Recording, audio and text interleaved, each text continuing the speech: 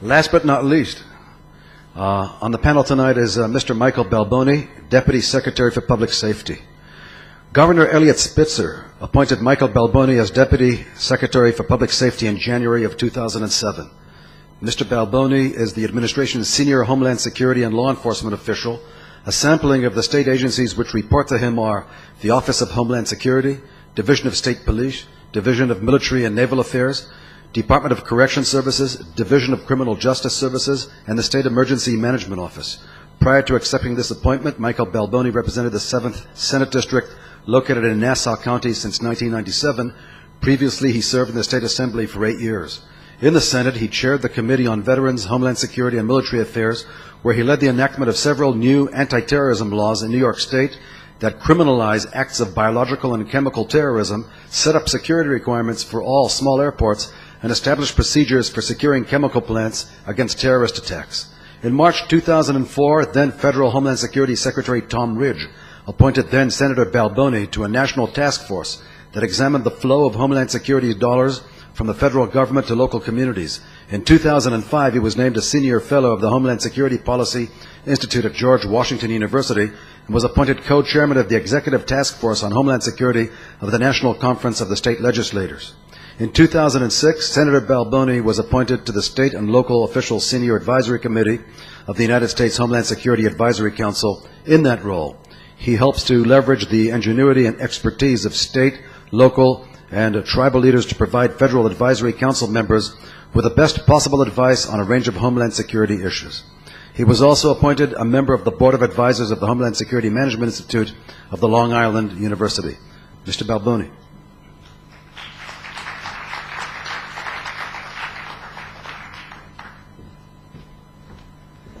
Ladies and gentlemen, thank you for your fortitude, if nothing else. I bring greetings from Eliot Spitzer and from your sister city in New York. And when I mean sister city, I mean sister city. Just the other day, an Irish-American friend of mine was complaining that he had to schlep all over the city. And then he was joined by an Italian-American friend who said, "What, you're kvetching about your schlepping?" And then, of course, my priest always, when he spills the wine on him, says, "Oy vey," in the great Catholic tradition. We have this wonderful interconnection of cultures, but unfortunately we also have the interconnection when it comes to terrorism. Now, I am probably the most unique person here from the standpoint that I've never been a fireman, a police officer, a soldier, a first responder. I'm not an academic in the sense of doing research. I am a politician. And my message to you today is that there is a huge disconnect in most of our governments between the people who are charged with the responsibility of protecting our societies and the people who view them through the prism of public policy and, most importantly, appropriations. Let me give you my, yeah, it is a real disconnect. If you don't have the money to pay for the program, it doesn't work. And that's one of the greatest challenges and dangers I see right now. How do we sustain this mission? How do we continue to get the public and the political processes invested in our efforts? Now, let me give you my credentials. What are my credentials? I was a state senator on the morning of September 11th, 2001. My district is right next to New York City, and on that day, I was teaching a class at a university when the planes hit, and little did I know that I would lose a great number of friends. In fact, 3 of my friends who I played basketball with every single Sunday never got out of the towers. And almost as a constant reminder for me, the district that I represented was particularly hard hit.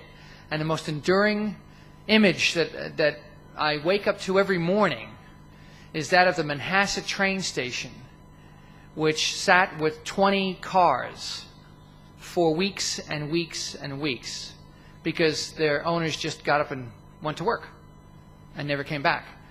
And that was such a profound moment for not only for this district but for America. And what came of that was this recognition the next day of, oh my God, we're not ready.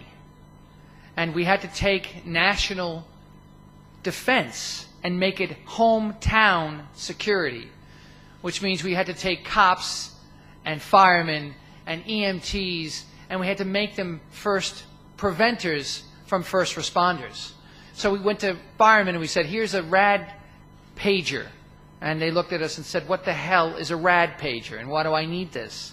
We went to hospitals and we said, it's not just about being able to handle the trauma of a school bus being hit in an automobile accident. It is the trauma potential of a smallpox virus unleashed on the society. And what we realized was that in this rush to prepare the society in a way that it had never thought it would need to be before, we left people behind, the very people we're supposed to protect. We have had a great failure when it comes to Homeland Security in America, and that is to message with the American public and to have a mature dialogue that talks in realistic terms about what risk is. What is the expectation, not just for tomorrow, but for the next decade and the decades that follow for our children and our grandchildren. And what we are doing by failing to have that discussion is we are playing into the hands of those small groups that wish to put in their asymmetrical warfare way a tyranny on us that we are unable to shake off. I have worked through political campaigns now. I've run for office myself 13 times, lost once. I have worked on a variety of different campaigns. I have seen public opinion polls. I've crafted messages for campaign strategies. And what I know is this. If you don't tell people what you're doing, they assume you're doing nothing. If you don't give people information, even if it is we don't know at this point, but we will know soon, then they will not believe you when you come back to them later. And if you try to say things in a way that frightens people for political gain, then you will lose your legitimacy. And that is right now where we're at in the United States. I believe from the briefings that I have received, as you've heard today, that we are in an unparalleled moment of danger. And the danger is multifaceted. Yes, as the National Intelligence Estimate came out in the United States, there is a reconstitution of Al-Qaeda, Pakistan. There is this urban guerrilla warfare laboratory in Iraq, and whether or not that technology and training will be exported to Europe or the United States remains to be seen, but I think that's probably a sure bet. We do have the global jihadist phenomena where people are willing to travel all over the world at a moment's notice and perpetuate acts in the name of jihadist philosophy. And we do have homegrown terrorism. Things that are so hard to predict because it comes literally out of nowhere from the radicalization process. But that's only part of the threat. The other part of the threat is malaise and the inability to want to see past tomorrow when it comes to security. Now, it's interesting. I've been watching this group all day long. And it's such a fascinating mix of industry and people who are in charge of protecting societies, academics, and people who really are very concerned about how do you protect modern-day civilization. But what's interesting is the people who are missing here, who I really wish could be here, the editorial board of the New York Times. I'm serious. The Washington Post. I'd love to see their owners sitting up here. I'd love to see the LA Times editorial board here. We really have that disconnect between the media and the message. And I see this time and time again. Recently I think it was the beginning of June, I got a phone call. I was at a gathering, a party with a bunch of my neighbors. And it said that, okay, we got the guys for the JFK bombing. We've been following this now for a year and a half. And what was amazing about this, nobody ever talks about it, for a year and a half, the FBI was conducting a joint operation with the NYPD following these guys that were going to plan to blow up the fuel tanks at JFK, and not one leak. Not one leak. You never hear about that. Tight as a drum. In fact, it was the first case that I was briefed on when I came into this office.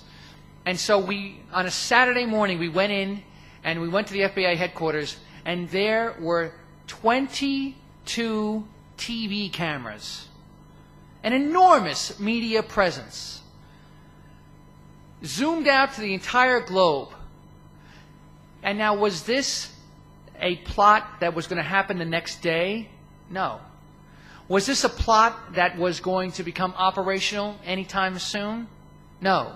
And lastly, was it a plot that really could have worked? But it was so hyped up that you would have expected that they caught the guys walking into JFK with the satchels in hand, or that they planted the plastique and were about to light it. That's not what happened. And so there's one example of how it's so incredibly hyped up. And frankly, some of the comments that came out of the press conference were, they played right into this. That's part of the cynicism. But then on the other side, if you take a look, since 2005, there have been 9 plots that have been disrupted, including the JFK International Overseas plot, the Fort Dix plot, the Miami plot, the plot in Georgia.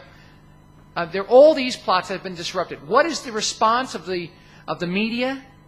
Well, did you protect their rights?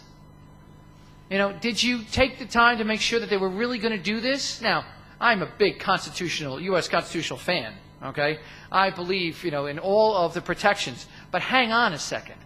Is this the prism of cynicism through which we are going to look at law enforcement? And what does that do to the overall expectation of the people we are supposed to be serving and protecting? The most difficult thing here is when you talk about the different pieces, like, for example, the Fusion Center. I mean, that was a terrific presentation. Georgia does have a great Fusion Center. I'd like to think ours is pretty good, too. But intelligence is such a difficult thing to sustain. Think about it. If you're going to vote on a budget, and you're going to expend money, and it's always the guns and butter equation. And so instead of giving teachers a raise, or doing health care for women, you're going to give money to an intelligence center that is supposed to provide information to law enforcement to prevent terrorism from happening. What is the deliverable that you can point to from the intelligence side? What is the piece of paper or the investigation or the photograph of the person being arrested that you can actually show to the public? There isn't any. Oftentimes it is totally background and behind the scenes. And yet, as Israel knows better than any other nation on earth, if you don't have a seamless, robust intelligence network that has been set up and designed to work 24/7, then you are open and vulnerable. So as we go 6 years past 9/11, and hopefully another 6 years without a major attack, how do we continue to sustain the funding? How do we continue to sustain the support? I'm here to tell you, unless we change our messaging, and unless we wake up and realize we must engage our public, and we must engage the private sector, then we are going to lose this war through attrition and complacency. I'm absolutely convinced of that. New York State right now is facing a $3.5 to $4 billion budget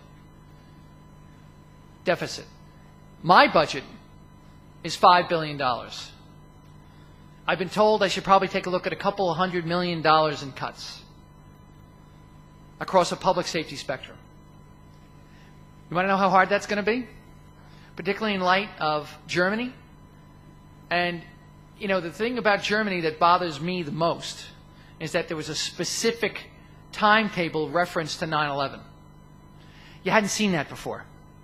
In fact, most of the plots that we've seen, most of the threats have not been date sensitive to anniversaries.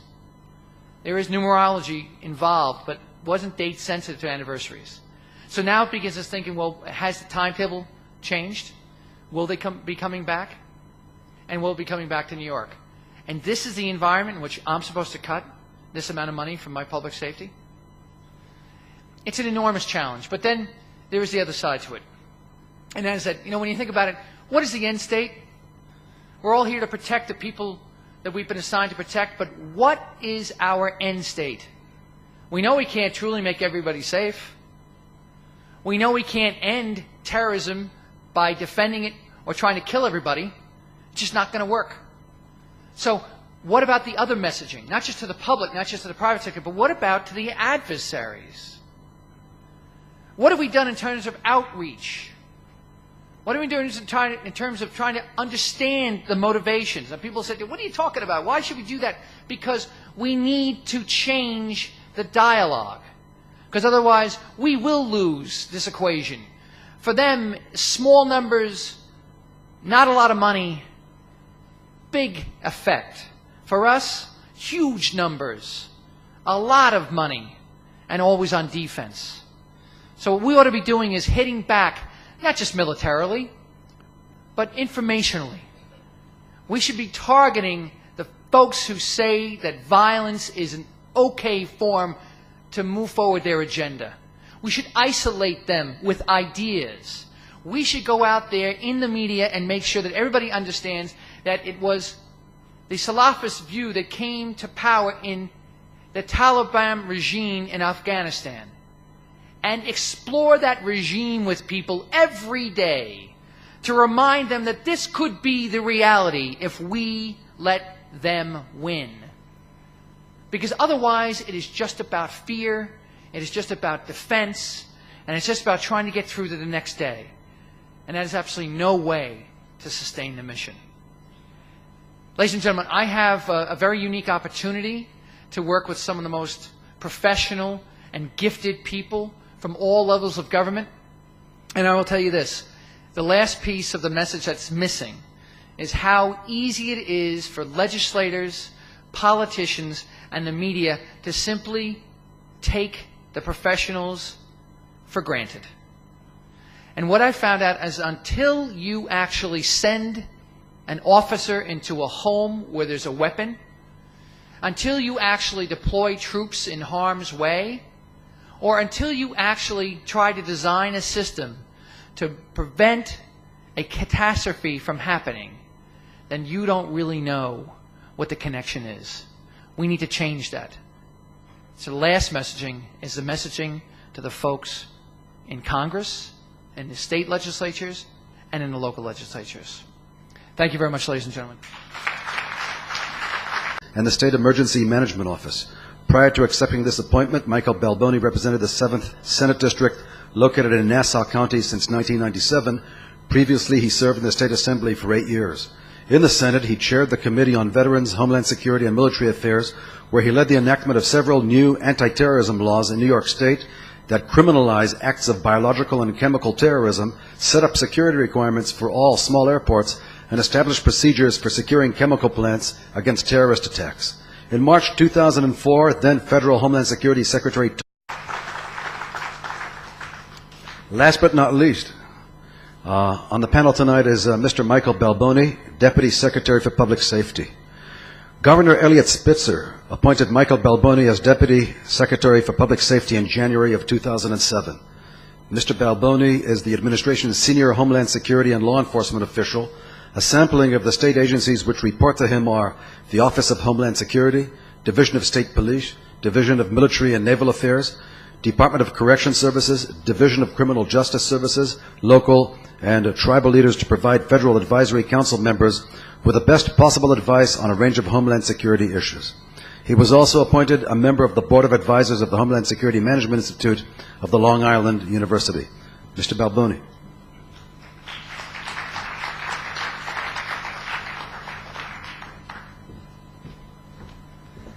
Ladies and gentlemen, thank you for your fortitude, if nothing else. I bring greetings from Eliot Spitzer and from your sister city in New York. Tom Ridge appointed then Senator Balboni to a national task force that examined the flow of Homeland Security dollars from the federal government to local communities. In 2005, he was named a senior fellow of the Homeland Security Policy Institute at George Washington University and was appointed co-chairman of the Executive Task Force on Homeland Security of the National Conference of the State Legislators. In 2006, Senator Balboni was appointed to the State and Local Official Senior Advisory Committee of the United States Homeland Security Advisory Council. In that role, he helps to leverage the ingenuity and expertise of state New York. And when I mean sister city, I mean sister city. I mean, just the other day, an Irish-American friend of mine was complaining that he had to schlep all over the city. And then he was joined by an Italian-American friend who said, what, you're kvetching about your schlepping? And then, of course, my priest always, when he spills the wine on him, says, oy vey, in the great Catholic tradition. We have this wonderful interconnection of cultures, but unfortunately we also have the interconnection when it comes to terrorism. Now, I am probably the most unique person here from the standpoint